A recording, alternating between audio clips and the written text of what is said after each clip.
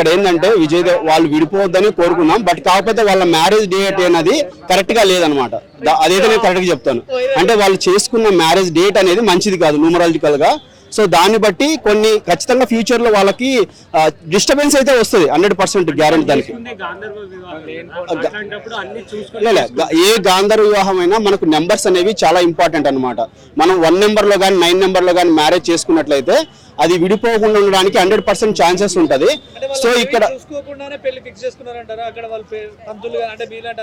Okay చూసుకోండొచ్చు, కానీ అక్కడ వాళ్ళకి చెప్పిన ఆస్ట్రాలజర్స్ ఎలాంటి వాళ్ళు ఉన్నారు అంటే వాళ్ళు న్యూమరికల్ గా చూసారా లేకపోతే వేరే విధంగా చూసారా మనకు తెలియదు కదా.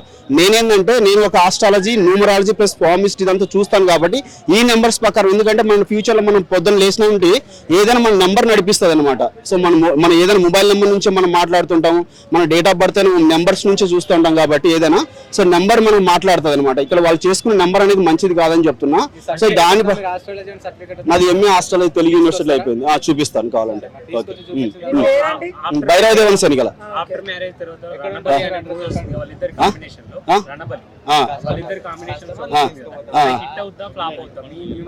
రన్నబలి పర్లేదు, ఆడుతుంది. రన్నబలి ఆడుతుంది, నో ప్రాబ్లం. ఎందుకు ఆడుతుంది అంటే అక్కడ 6 లెటర్ అనమాట. చిత్తా నక్షత్రం 6 లెటర్, ఆర్య అంటే. సో ఈ 6 లెటర్ తో పేరు స్టార్ట్ అయిన వాళ్ళు ఎవరైనా హిట్ అవుతారు.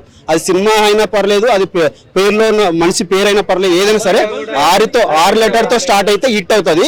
అక్కడ రష్మిక మందాన పేరు కూడా 6 లెటర్ తో స్టార్ట్ అయింది అనమాట.